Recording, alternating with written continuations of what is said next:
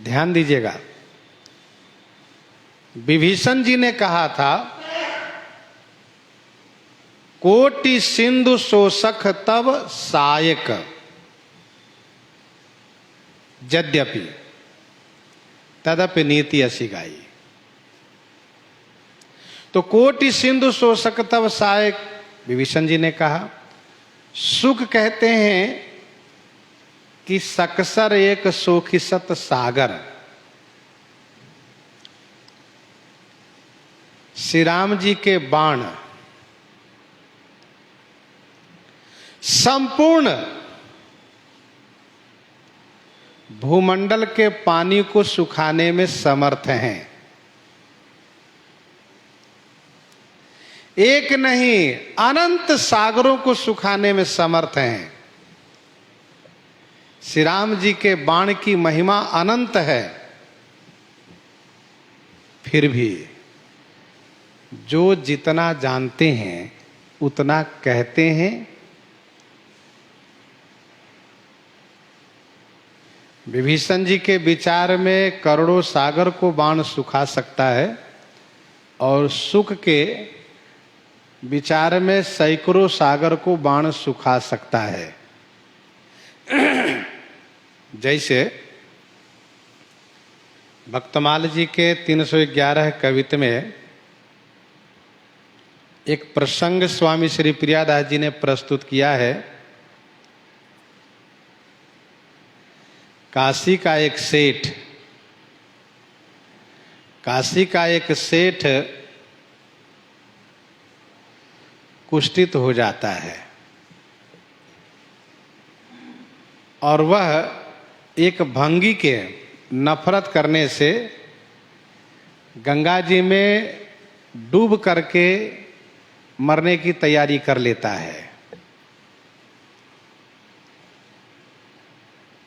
भीड़ देख करके श्री कबीरदास जी महाराज के शिष्य श्री पद्मनाभ जी महाराज वहां पहुंच जाते हैं, और उनसे यह कह करके कि तुम तीन बार श्री राम नाम को उच्चारण करते हुए 3 डुबकी लगा लो, तो तुम कुष्ठ रोग से मुक्त हो जाओगे। सेठ कहता है, महाराज अब रहने दीजिए, क्योंकि हमने बहुत गंगा में स्नान किया, बहुत राम नाम लिया, लेकिन जब अब तक नहीं ठीक हुए तो अब क्या ठीक होने की आशा करना है। इसलिए अब आप रहने दीजिए, हमको मरने दीजिए। लोगों ने कहा कि एक संत का वचन है, आप मान लीजिए और 3 डुबकी लगा लीजिए। यदि आप ठीक नहीं होते हैं तो आप जिस उद्देश्य से यहां आए हैं उसको आप पूरा कर लीजिएगा। तो सेठ के मन में बात आई कि सबकी इच्छा है तो कोई बात नहीं। तो गंगा जी की धारा में सेठ जाते हैं और यह कहते हुए कि मैं श्री कबीरदास जी के शिष्य श्री पद्मनाभ जी के कहने पर 3 बार श्री राम नाम लेकर के डुबकी लगाने जा रहा हूं। तो हे पद्मनाभ जी के श्री राम जी, श्री राम नाम आप मुझे स्वस्थ कर दीजिए, फिर मैं भजन करूंगा। उसने पहली डुबकी लगाई तो कुष्ठ घाव ठीक हो गया। दूसरी डुबकी लगाई तो अंग में जो गल गया था वो अंग पूरा हो गया। और तीसरी डुबकी जब उसने लगाई तो दाग भी मिट गए, कुष्ठ के दाग भी मिट गए, और साथ साथ शरीर में नवीनता आ गई। सेठ बाहर आए, लोगों ने देखा तो जय जयकार करना शुरू किया।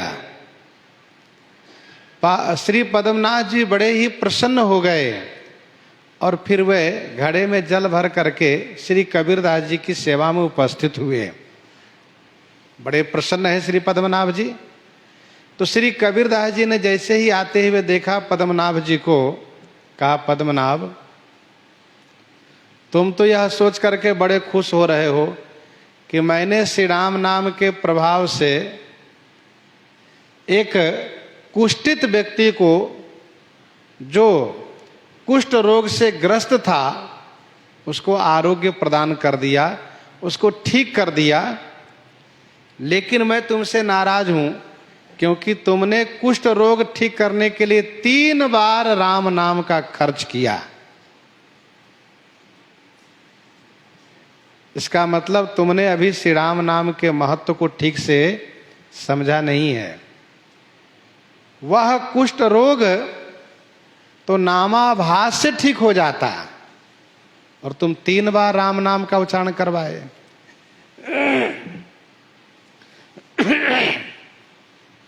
यहीं पर विचार हम लोगों को करना चाहिए। सेठ को श्री राम नाम पर उतना विश्वास नहीं था, इसीलिए संदेह के कारण उसके द्वारा लिए गए राम नाम से कोई लाभ नहीं हुआ उसको। श्री पद्मनाभ जी के विचार में, उनके विश्वास में 3 बार राम नाम लेना बड़ा प्रभावशाली है, तो उसका चमत्कार देखा गया। और श्री कबीरदास जी के विचार में 3 बार भी नहीं और 1 बार भी नहीं, केवल नामाभास से ही कुष्ठ रोग ठीक हो सकता है। इस प्रसंग को यहां पर सुनाने का मतलब यह है कि श्री राम नाम की महिमा अनंत है। जिसको जितना अधिक विश्वास हो जाए, जिसको जितना अधिक विश्वास हो जाए, वह उतना ही अधिक फल को प्राप्त करता है। भक्तमाल जी में एक जगह दृष्टांत में लिखा है, एक व्यक्ति वृक्ष पर चढ़ता है और उतरता है। दूसरा एक व्यक्ति जब यह देखता है तो वह पूछता है कि ये बताओ कि तुम इस पेड़ पर क्यों चढ़ते उतरते हो। तब उसने ये कहा कि मैंने श्रीमद् रामचरितमानस को लिखने वाले, श्रीमद् रामचरितमानस जी को बनाने वाले पूज्यपाद श्री तुलसीदास जी से पूछा कि भगवान कैसे मिलेंगे। तब उन्होंने ये कहा कि तुम पेड़ पर चढ़ करके और उस त्रिशूल पर कूद जाओ, जो त्रिशूल पेड़ के बाहर तुम गाड़े रहना, तो भगवान मिल जाएंगे। तो मैं पेड़ पर आकर के फिर सोचने लगता हूं, कहीं यदि मैं कूदा और भगवान नहीं मिले तो मैं तो मर जाऊंगा। इसलिए लौट आता हूं। फिर मन में आता है कि नहीं नहीं, श्री तुलसीदास जी ने कहा है तो मुझे जरूर भगवान मिलेंगे। और जब पेड़ के ऊपर चला जाता हूं तो मेरे मन में संशय हो जाता है। एक बहुत प्रसिद्ध लोकोक्ति है कि दुविधा में दोनों गए, माया मिली न राम, संशय आत्मा विनश्यति। संदेह में सफलता मिलना मुश्किल हो जाता है। तो उस व्यक्ति ने कहा कि श्री तुलसीदास जी ने कहा है, कहाँ? तो सुनो, अब ये काम तुम मत करो, मैं कर लूंगा। आओ तुम इस घोड़े को ले लो और मेरे इस आभूषण को, पैसे को ले लो और तुम जाओ अपने घर, सुख से रहो। मैं भगवान श्री राम जी का दर्शन करूंगा। और उसके मन में श्री तुलसीदास जी के वचन पर इतना विश्वास था, उसने पेड़ पर चढ़ करके जैसे ही छलांग लगाया वैसे ठाकुर जी उनको दर्शन दे दिए, रास्ते में उनको रोक लिए। तो कहने का भाव यह है कि विश्वास की बात है। श्री पद्मनाभ जी 3 बार श्री राम नाम लेते हैं, कबीरदास जी महाराज 1 बार भी नाम लेना पर्याप्त समझते हैं, और सेठ के लिए कई बार नाम लेना उनके लिए कल्याणकारी नहीं होता है। जैसा कि आप जानते हैं कि हमें जो रोग हुआ है उस रोग के निवारण हेतु हम यदि किसी मेडिकल स्टोर पर चले जाए और कहें कि सुनो मेरी तबीयत खराब है, ये बहुत दवाई रखे हो, मुझे एक आध दवाई दे दो, उससे मैं ठीक हो जाऊंगा, और यदि वह जानकार नहीं है इस बात को लेकर के कि इसका जो रोग है उसके रोग के लिए अमुक दवा चाहिए, तो यदि वह दवा मेडिकल वाला देता है तो उससे उसको लाभ नहीं होता है, बल्कि और परेशान हो जाता है। लेकिन वही रोगी यदि किसी जानकार डॉक्टर से पहले मिलता है और उनसे दवा के बारे में जान लेता है और फिर वह दवा जब लेता है तो उसको लाभ हो जाता है। तो इसीलिए भगवान के जो नाम रूप लीला धाम की जो महिमा है वह अनंत है। हमें ये चाहिए कि इस महिमा से जो प्रभावित है, इस महिमा को जो जानते हैं, इस महिमा को जो भलीभांति अनुभव किए हैं, ऐसे संत, ऐसे महापुरुष के वचन पर विश्वास करके यदि हम भक्ति मार्ग में चलेंगे तो हम अवश्य लाभान्वित होंगे, और यदि हम मनमानी ढंग से चलते हैं तो हमें वह लाभ नहीं मिल पाता है। आइए आगे हम लोग प्रसंग में बढ़ते हैं। सकसर एक सोखी सतसागर, तब भ्रात ही पूछे नय नागर। यद्यपि रावण ने कई दूतों को भेजा था, लेकिन प्रधान सुख को बनाया था, इसलिए वार्ता भी सुख से ही हो रही है, प्रश्न भी सुख से ही रावण ने किया है, उत्तर सुख दे रहा है, बाकी लोग चुप है, बाकी लोग किनारे खड़े हैं। और यूं कह लीजिए कि विधान भी यही बना है कि सुख ही प्रमुख होगा, जिससे सुख लंका से निकल करके श्री राम जी की शरण में जाएगा। तासु बचन सुनी सागर पाही, मांगत पंथ कृपा मन माही। तासु बचन सुनी सागर पाही, तासु बचन सुनी सागर पाही, मांगत पंथ कृपा मन माही। सुक ने कहा महाराज तासु बचन सुनी, तासु माने उन विभीषण जी के वचन को सुन करके, सागर पाही माने सागर से, मांगत पंथ कृपा मन माही। पंथ माने रास्ता मांग रहे हैं, मन में कृपा है। विभीषण जी ने जब कहा कि विनय करिए सागर सन जाई, तो श्री राम जी विनती करने के लिए चल दिए और समुद्र से रास्ता मांग रहे हैं, मांगत पंथ। सुख को ऐसा लगा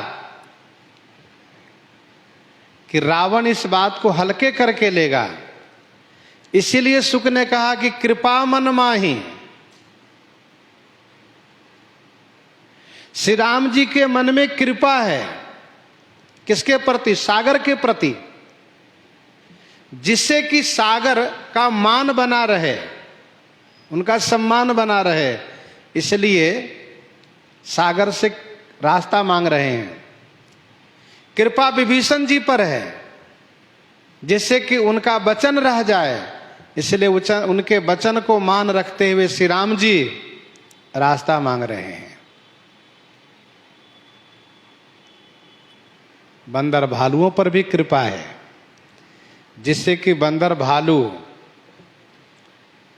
तब तक फल फूल खा करके और यहाँ विश्राम करके फिर से आगे के लिए तैयार हो जाए, आगे प्रस्थान करने के लिए तैयार हो जाए। क्योंकि किष्किंधा से चल करके सागर तट पर ही विराम लिए हैं। तो मांगत पंथ कृपा मन माही, सुनत बचन बिहसा दस सीसा,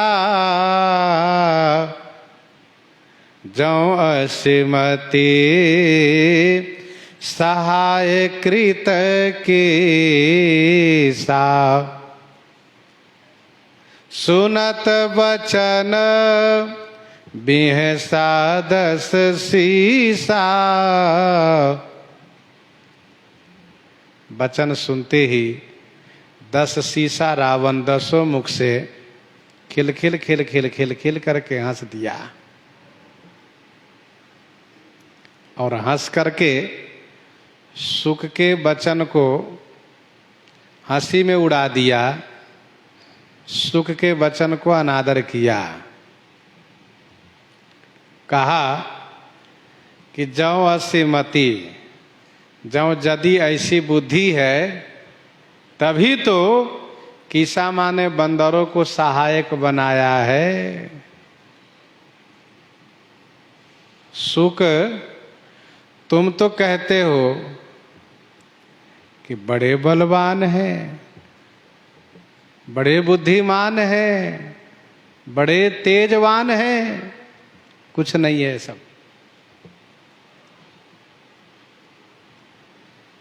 यदि उनके पास बुद्धि होती, उनके पास बल होता, उनके पास बल होता तो बल का प्रयोग करके सागर से रास्ता ले लेते।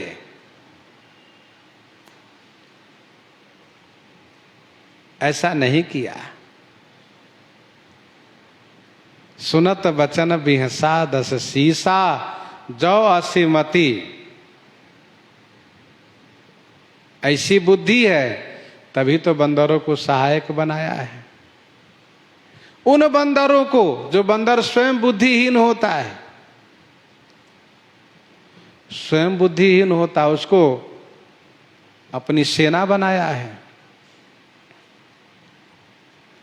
ध्यान दीजिएगा, देवर्षि नारद जी ने जिस विचार से ठाकुर जी को श्राप दिया था, आज वह फलीभूत हुआ। नारद जी ने कहा था कि आपने मुझे बानर के मुंह देख करके उपहास करवाया, लोगों ने मेरी हंसी उड़ाई कि देखो नारद बानर बन गया। काहे के लिए? कहा विवाह करने के लिए।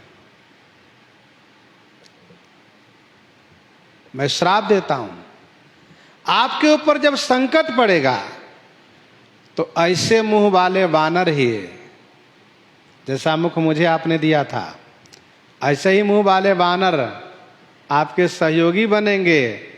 और जब आपके सहयोगी बनेंगे तब आपकी हंसी होगी। कहेंगे देखो, कोई आदमी नहीं मिला, कोई मनुष्य नहीं मिला, बानर ही मिला उनको सहयोग करने वाले। कपि आकृति तुम किन्ह हमारी, करिहं कीस सहाय तुम्हारी। रावण ने हंसी उड़ाया कि उनके पास बुद्धि नहीं है, बल नहीं है, इसलिए बानर उनके सहयोगी बने हैं। जौ असिमति सहाय कृत कीसा। सहज भीरु कर बचन दृढ़ाई, सागर सन ठानी मचलाई। सहज भीरु कर बचन दृढ़ाई। उनके पास बल नहीं है, इसलिए वह सागर से रास्ता मांग रहे हैं,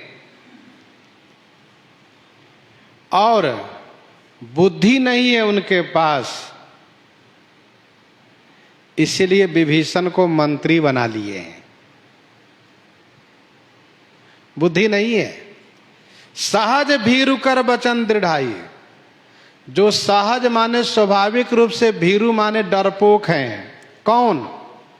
विभीषण डरपोक है वह। उसके वचन को दृढ़ाई माने दृढ़ करके, पक्का करके, उनके वचन को मान करके, और सागर सन ठानी मचलाई।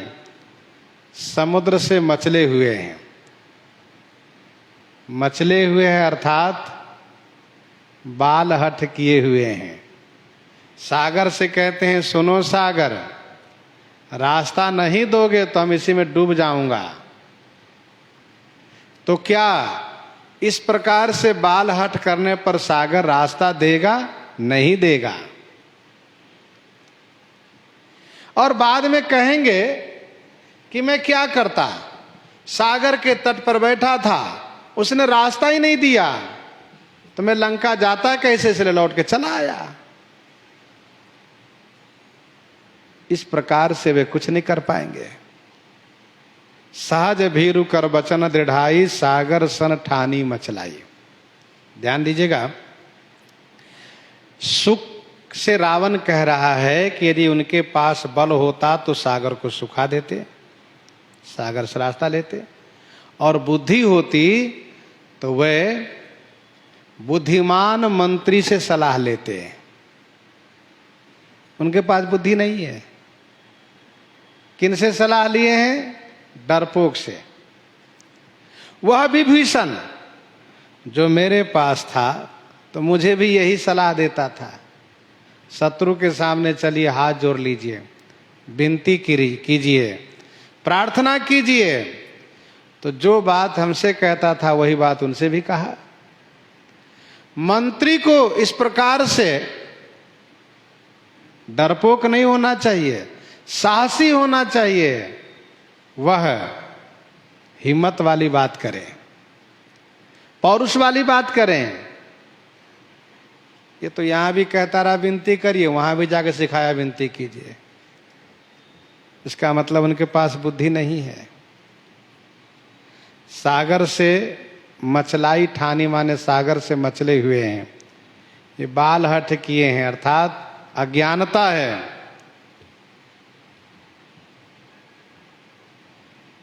मूढ़ मृषा का कर से बढ़ाए, रिपु बल बुद्धि थाह मैं पाए। मूढ़ मृषा का कर से बढ़ाए। अरे मूर्ख, सूक मूर्ख। मृषा माने झूठा, बड़ाई का करसी। तुम झूठे में बड़ाई क्यों करते हो? क्या झूठा बड़ाई कर रहे हो? मैं रिपु बल बुद्धि थाह पाई। मैंने रिपु माने शत्रु के बल और बुद्धि की थाह पा ली है। तुम तो कहते हो कि राम तेज बल बुद्धि विपुलाई, शेष सहस सत सकहि ना गाई। लेकिन मैंने बुद्धि बल की थाह ले ली, ना उनके पास बुद्धि है। अरे जब बुद्धि होती तो राजा बन के अयोध्या जी में ना होते। उनके पास बुद्धि नहीं है, उनके पास बल नहीं है। बल होता तो संघर्ष करते अयोध्या जी के राज्य के लिए। बल भी नहीं है, बुद्धि नहीं है, नीति नहीं है। और देखो इतने बड़े बड़े काम करने वाला मैं दशानन, तुम मेरे उस असीम बल को, अपार बुद्धि को प्रशंसा नहीं करते हो। मेरे सामने मेरे शत्रु के बल और बुद्धि की प्रशंसा करते हो। मूढ़ मृषा का करसी बढ़ाइए। अरे मूर्ख, तुम मृषा माने झूठे, शत्रु की बड़ाई क्या करते हो? मैंने तो उनके बुद्धि और बल को थाह ले लिया, मुझे थाह मिल गई। सचिव सभीत विभीषण जाके, विजय विभूति कहाँ जगता के। सचिव सभीत विभीषण जाके, सभीत विभीषण जाके सचिव। सभीत माने डरा हुआ, डरपोक विभीषण जिनके सचिव हैं, मंत्री हैं। ताके जग विजय विभूति कहाँ। ताके माने उनके लिए जगत में विजय और विभूति माने ऐश्वर्य कहाँ है? कहीं नहीं है। जिनके मंत्री ऐसे डरपोक हैं, उनको जगत में न विजय है न विभूति है। वह कहीं न विजयी हो सकता है और न कहीं विभूति माने ऐश्वर्य धन संपत्ति प्राप्त कर सकता है। सुन करके सुख को बहुत क्रोध आया। मैंने इतनी अच्छी बातें कही, पर इन्होंने उन बातों को हंसी में उड़ा दिया। मैं प्रत्यक्ष श्री राम जी के तेज बल बुद्धि विपुलाई को देख कर आ रहा हूं, तो उसको ये स्वीकार नहीं करता है। अपने आप को ही बलवान और बुद्धिमान मानता है। इस बात को लेकर के अंदर ही अंदर बड़ा क्रोध आया। मन में आया कि ऐसे श्री राम विरोधी को गर्दन काट लेना चाहिए। काटने के लिए क्या चाहिए? कहा तलवार। फिर सोचा कि ये तो ठीक नहीं है, लेकिन काम वही होगा जो तलवार से गर्दन काटने पर होता है। तब सुनि खल वचन दूत ऋष बाढ़ी, समय विचारी पत्रिका काढ़ी। सुनि खल वचन दूत ऋष बाढ़ी। सुनि खल वचन दूत ऋष बाढ़ी, समय विचारी पत्रिका काढ़ी। खल के वचन को सुन करके दूत को ऋष बाढ़ी माने क्रोध बढ़ा। क्रोध बढ़ा और समय विचार करके, मौका देख करके इन्होंने पत्रिका काढ़ी माने पत्रिका निकाली। श्री राम जी की निंदा इसने की है इसलिए इनको बहुत गुस्सा आया, बहुत क्रोध आया सुक को। श्री राम जी का स्वभाव सुक के हृदय में बैठ चुका है, इसलिए श्री राम जी और लक्ष्मण जी की निंदा सुक से सहन नहीं हो सकता। जब तही किन्ह राम के निंदा, क्रोधवंत अति भयऊ कपिंदा।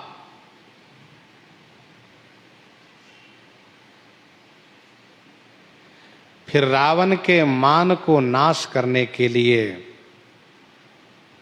इन्होंने पत्रिका निकाली। पत्रिका लिफाफे के अंदर होती है, जैसे तलवार म्यान के भीतर होती है। तलवार से निकाल करके गर्दन काटा जाता है, लिफाफे से पत्रिका निकाल करके रावण के मान को मर्दन करेंगे। रावण जब पत्रिका को पढ़वाता है तो इसका मान मर्दन होता है। सुनत सब है मन मुख मुस्काई, डर जाता है। समय विचारी पत्रिका काढ़ी, मानो ये पत्रिका ही तलवार है, लिफाफा ही म्यान है और सुक ही इस तलवार को निकालने वाला है। सुक ने स्पष्ट किया, महाराज यह पत्रिका श्री राम जी की नहीं है, यह पत्रिका श्री रामानुज की है। रामानुज दीन्ही यह पाती, रामानुज दीन्ही यह पाती, नाथ बचाई जुड़ावहु छाती, नाथ बचाई जुड़ावहु छाती। रामानुज दिन ही यह पाती। रामानुज श्री लक्ष्मण जी ने यह पत्रिका दी है। हे नाथ, इसे बचाई माने पढ़वा लीजिए और अपनी छाती को जुड़ा लीजिए, अपनी छाती ठंडी कर लीजिए। सुक ने श्री राम जी का नाम नहीं लिया, श्री लक्ष्मण जी का नाम लिया, क्योंकि श्री राम जी से रावण बहुत चिढ़ा हुआ है। श्री राम जी के बड़ाई जब सुक ने की है तो रावण उस पर नाराज हुआ है। कहा कि मूढ़ मृषा का करसी बढ़ाइए, रिपुबल बुद्धि था मैं पाई। वैसे रावण ने दोनों भाई के बारे में पूछा था, कहू तपस्विन कई बात बहोरी। तपस्विन शब्द बहुवचन है। तो श्री राम जी के बारे में तो सुना चुके हैं सुक, श्री लक्ष्मण जी के पत्रिका को दिए हैं। रामानुज दिन ही यह पाती, रामानुज श्री लक्ष्मण जी ने यह पत्रिका दी है। हे नाथ, इसे बचाई माने पढ़वा लीजिए और अपनी छाती ठंडी कर लीजिए। सुक ने बुद्धिमानी किया। सुक ने सोचा, यदि कहूं कि आप पढ़ लीजिए, अपनी छाती ठंडी कर लीजिए, तो रावण पढ़ लेगा और पढ़ने के बाद फाड़ के बहा देगा। किसी को पता भी नहीं चलेगा उसमें क्या लिखा है सो। इसीलिए कहा, महाराज शत्रु की पत्रिका को स्वयं नहीं पढ़ना चाहिए, अपने मंत्री से पढ़वाना चाहिए, जिसमें सुख की नीति यह है, उसकी बुद्धि यह है, सुख की युक्ति यह है कि जब ये अपने मंत्री से पढ़वाएंगे तो पढ़ने वाला वही पढ़ेगा जो इसमें लिखा है, और फिर सभा के सभी लोग जान जाएंगे। सभा के सबको ज्ञात होगा कि श्री रामानुज लक्ष्मण जी ने क्या पत्रिका में लिखा है, क्या उन्होंने लिख करके भेजा है। इसीलिए कहा महाराज आप पढ़वा लीजिए, आपकी छाती ठंडी हो जाएगी। बिहसी बाम कर लीन्ही रावण, सचिव बोली सठ लाग बचावन। बिहसी बाम कर लीन्ही रावण। रावण ने बिहसी माने जोर से हंसा और कहा ठीक है लाओ दो। बाम कर लीन्ही रावण, बाएं हाथ से पत्रिका लिया और मंत्री को बुला करके, मंत्री को बुलाया। राज दरबार में पत्र आदि पढ़ने वाले एक विशेष मंत्री होते हैं, उनको बुलाया और वह मूर्ख रावण पढ़वाने लगा। कहा पढ़ के सुनाओ क्या लिखा है।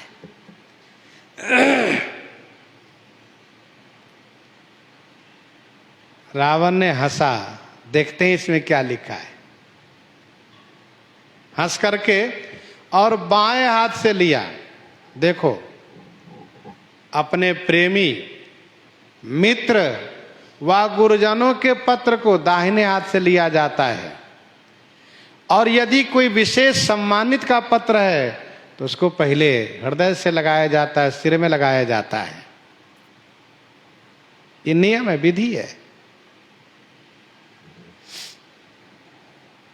करी प्रणाम तिन्ह पाती तिन्ही, और मुदित महीप आप उठी लीन्ही। सम्मान के साथ रावण अपमान पूर्वक बाएं हाथ से पत्र पकड़ लिया। कहा लाओ, और मंत्री को बुला करके दिया। कहा खड़े होकर पढ़ के सुनाओ। उस पत्र में लिखा है बातन मन ही रिझाई सठ। रावण ने सुनाई क्या लिखा है। बातन मन ही रिझाई सठ, जनि घाल सिकुल खीस। राम विरोधन उबरसी, शरण विष्णु अजईस।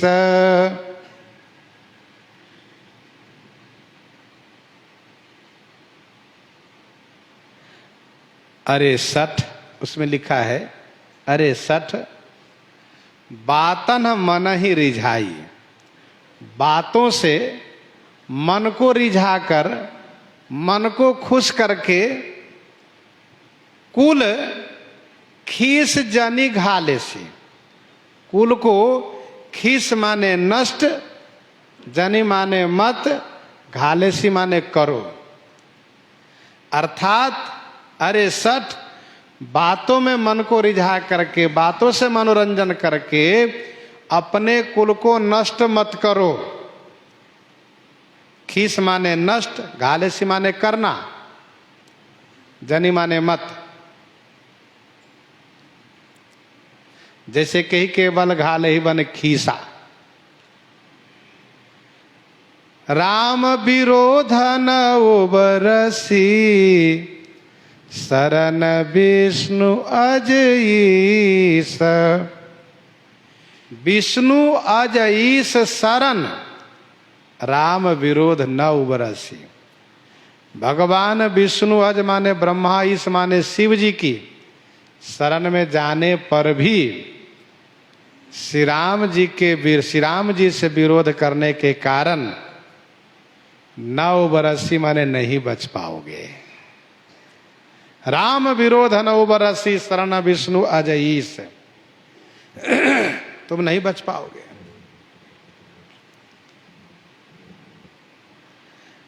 बातों से मनोरंजन करके, बातों से महाराज बन करके, बातों से महाबलवान बन करके, सूरवीर बन करके कुल को नष्ट मत करो।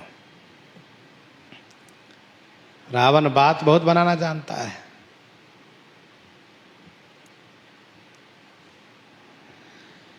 पत्र में लिखा है कि तुम चाहे जिनकी शरण में चले जाओ, परंतु श्री राम जी से विरोध करने के कारण नहीं बच पाओगे। शंकर सहस विष्णु अज तोहि, शंकर सहस विष्णु अज तोहि, सकहि न राखि राम कर द्रोही। शंकर सहस विष्णु अज तोहि, सकहि न राखि राम कर द्रोही।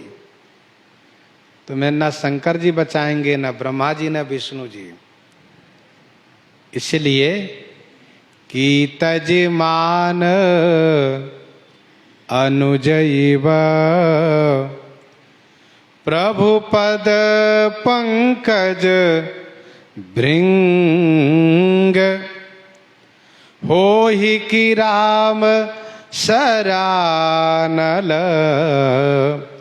खल कुल सहित पतंग।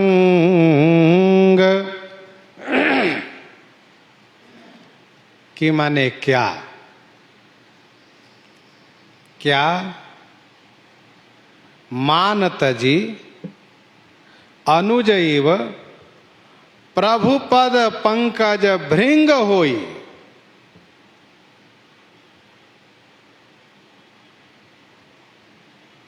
कि या तो अथवा तो अरे खल, श्री राम सरानल, श्री राम जी के सर माने बाण रूपी, अनल माने अग्नि में, कुल सहित पतंग बन जाओ। ये पत्र में स्पष्ट लिखा हुआ है। कि माने क्या, अथवा, कि माने अथवा भी अर्थ होता है। कि माने या तो, अथवा तो, क्या। तो या तो, कि माने या तो तुम अपने भाई विभीषण की तरह अभिमान को छोड़ करके श्री राम जी के चरण कमल के भंवरा बन जाओ। कि माने अथवा तो, या तो अरे खल, तुम श्री राम जी के बाण रूपी अग्नि के लिए कुल के सहित फतिंगे बन जाओ। दोनों में से जो तुम्हें रुचे वह करो। यह श्री लक्ष्मण जी का संदेश है। या तो तुम श्री राम जी के शरणागत हो जाओ, अथवा तो तुम पूरे परिवार के सहित मरने के लिए तैयार हो जाओ। यही लक्ष्मण जी ने कहा कि तजिमान अनुजैव,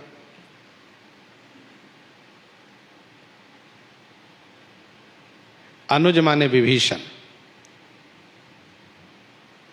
जैसे विभीषण जी भगवान श्री राम के शरण में आ गए और वे श्री राम जी के चरण कमल के भंवरा बन गए, वैसे ही तुम भी श्री राम जी के चरण कमल के भंवरा बन करके और उस मकरंद रस का पान करो।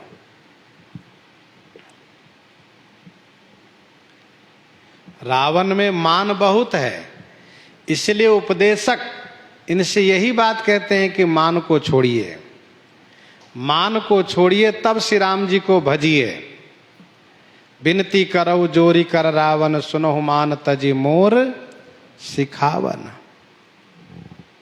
अजहु तात त्यागी अभिमाना, भजहु राम हो यही कल्याणा। कि अथवा तो, कि माने क्या तो, या तो तुम अपने भाई के जैसे श्री राम जी के भक्त बन जाओ, अथवा तो श्री राम जी के बाण रूपी अग्नि से जलने के लिए तैयार हो जाओ। श्री राम जी का बाण अग्नि है और तुम कुल के सहित फतिंगे कीड़े हो। निशिचर निकर पतंग सम, श्री हनुमान जी ने श्री सीता जी से कहा है निशिचर निकर पतंग समा रघुपति बाण कृषानु, जननी हृदय धीर धरु जरे निशाचर जानो। प्रभु सन्मुख धाये खल कैसे, प्रभु सन्मुख धाये खल कैसे, सलभ समूह अनल कह जैसे, सलभ समूह अनल कह जैसे।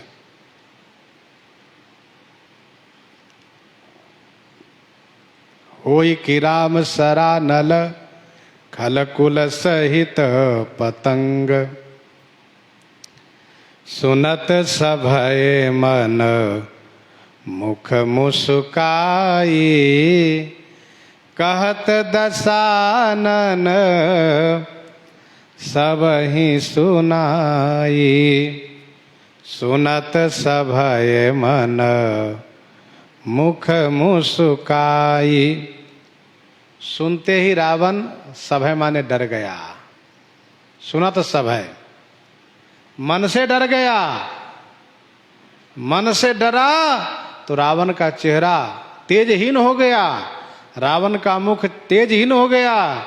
तो रावण को लगा कि कहीं ऐसा न हो मेरे सभासद लोग समझ जाए कि हमारे महाराज तो डर गए, इसलिए तुरंत ऊपर से झूठे ही मुख मुस्काइए, ऊपर से मुस्कुराया। यूं समझिए कि मुख मुस्कुरा करके रावण ने अपने उस भय दर्द को छुपाया, खुशी से नहीं मुस्कुराया, बल्कि उस भय को, उस डर को छिपाने के लिए मुस्कुराया। तो कुछ लोग मुस्कुराते हैं तो उसके मुस्कुराने के पीछे कुछ और भी रहता है। जैसे रावण के मुस्कुराने के पीछे कुछ और है, अंदर से डर रहा है, ऊपर से मुस्कुरा रहा है। रावण ने सबको सुनाते हुए कहा दशानन सबई सुनाइए।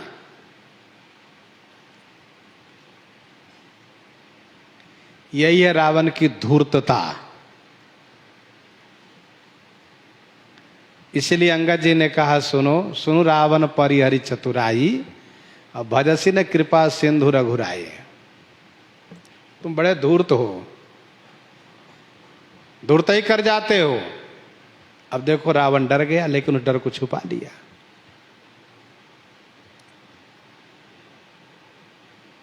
पास वाले लोग समझ गए कि रावण मुस्कुरा रहे, मतलब ठीक है, इनको कोई डर नहीं लगा, क्योंकि पत्र में बिल्कुल स्पष्ट है, बातों के मनोरंजन में तुम कुल को बर्बाद मत करो, और श्री राम जी से विरोध करने पर कहीं तुम्हारा बचाव नहीं होगा,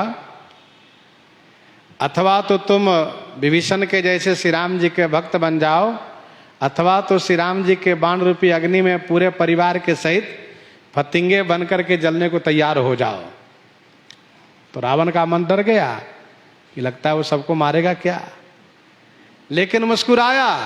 पर रावण ने सोचा कि मैंने जो मुस्कुराया इसको तो केवल पास वाले लोग देखे हैं, दूर वाले को कैसे पता चला है कि रावण डरते नहीं, महाराज डरते नहीं। इसलिए कहा दशानन सबई सुनाई, दसों मुंह से कहा सुनो सुनो, डरना नहीं, घबराना नहीं।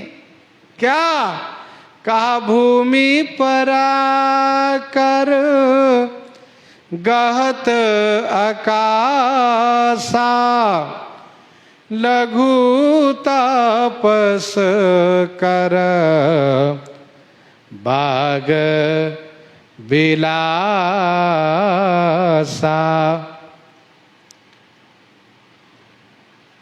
लघु तापस कर बाग विलासा, लघु माने छोटे, तपस्वी का यह बाग विलास है।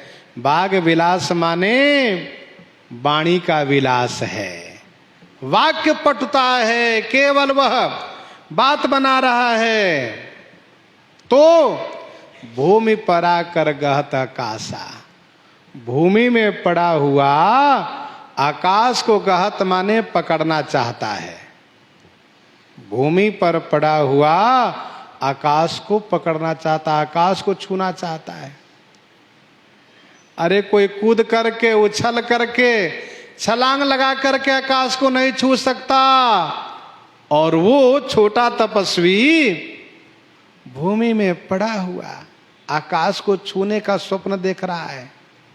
जो स्वयं राज्य भ्रष्ट है, जिनके पास राज्य सत्ता नहीं, कोई अच्छी सेना नहीं, बानर की सेना, और उनके पास कोई अस्त्र शस्त्र नहीं, और वे हमें मारने का स्वप्न देख रहे हैं, हमें मारने का स्वप्न देख रहे हैं। भूमि पर आकर कहत आकाशा, मैं आकाश के समान अनंत हूं, सभी दृष्टि से अनंत हूं, और वह भूमि में पड़ा हुआ है। छोटा बच्चा जैसे आकाश को छूने के लिए मचलने लगे, वैसे ही छोटे तपस्वी का भाग्य विलास है, अर्थात उसका डिंग मारना है, बात बनाना है। शुक ने देखा कि बिल्कुल रावण जो है ना, महामूर्ख ही है। इतनी अच्छी बात को भी इसने हंसी में उड़ा दिया। तब कह शुक नाथ सत्य सब बानी, समुझहु छाड़ी प्रकृति अभिमानी। तब शुक ने कहा, हे नाथ, सब वाणी सत्य, सब वाणी सत्य है। आप अभिमानी प्रकृति माने स्वभाव को छोड़ करके समझने का प्रयास कीजिए। और शुक ने भी मन में ठान लिया कि आज मैं महाराज को मनाने का प्रयास करूंगा। या तो महाराज हमारी बात मानेंगे, या तो महाराज हमें यहां से भगाएंगे। दो में से एक ही होगा, या तो महाराज मान जाए, या तो फिर हम यहां से विभीषण जैसे निकाल दिए जाएं। और जब ऐसा निर्णय शुक ने कर ही लिया है, तो इनको भी विभीषण जी वाला रास्ता ही प्राप्त होगा। सो प्रसंग हम लोग आगे श्रवण करेंगे। प्रसंग को यहीं पर हृदयांगम करते हुए आइए श्रवण करते हैं श्री भक्तमाल जी से।